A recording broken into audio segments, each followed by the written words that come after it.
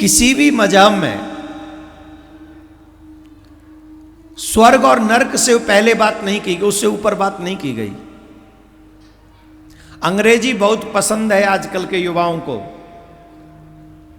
तो क्रिश्चियनिटी में भी जो क्रिश्चियन लोग होते हैं उनमें भी हेवन एंड हेल की चर्चा है बाइबल में। किसकी? Heaven and hell. Heaven and hell किसको कहते हैं? हमारे बच्चों को याद होगा गो टू, ये युवा बच्चे इंग्लिश मीडियम मालूम है इनको। गो टू इसका मतलब है नरक में जा, भाड़ में जा, हमें कोई मतलब नहीं। तो गो टू हेल माने नरक है, हेल है, बाइबल में भी हेल है। और हेवन माने स्वर्ग।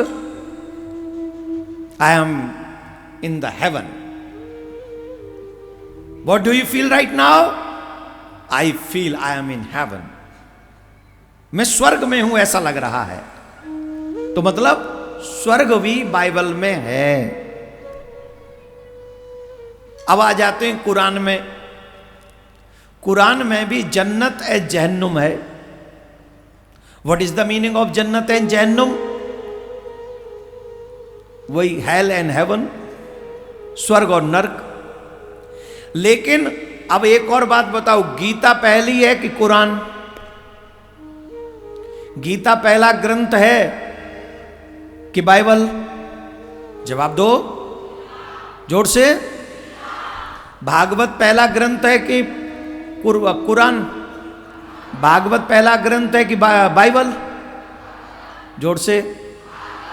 और स्वर्ग नरक तो इसमें भी है।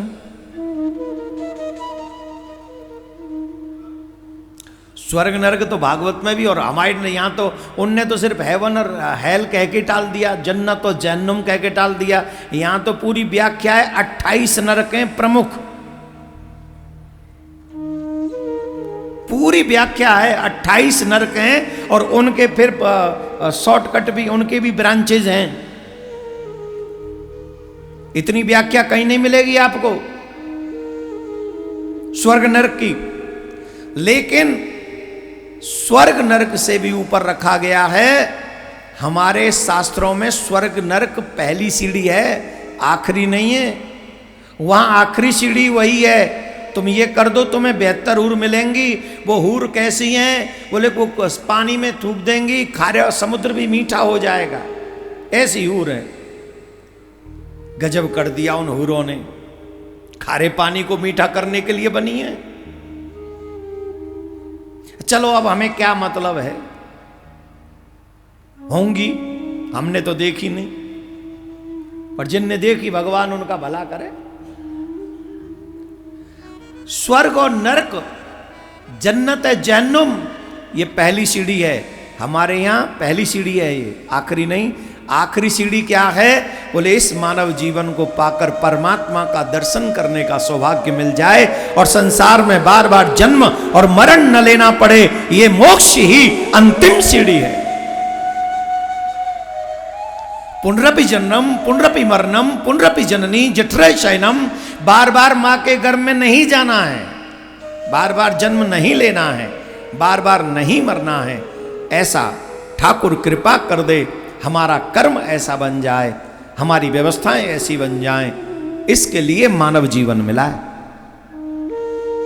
Do you understand something? We are lucky because of we are Sanatani. You must have to proud you are Sanatani. आपको गर्व करना चाहिए कि आप सनातनी हो। मैं कहता हूं आप अपने बच्चों को लाया करो कथाओं में। क्यों कहता हूं? तुम्हारे बच्चे कॉन्वेंट में जाकर बॉयफ्रेंड गर्लफ्रेंड की लीला कर रहे हैं, लेकिन जब तुम्हारे बच्चे यहां आ जाएंगे तो वो सत्यवान सावित्री जैसे लोग बनेंगे जो चरित्र का निर्माण, समाज का निर्माण करेंगे।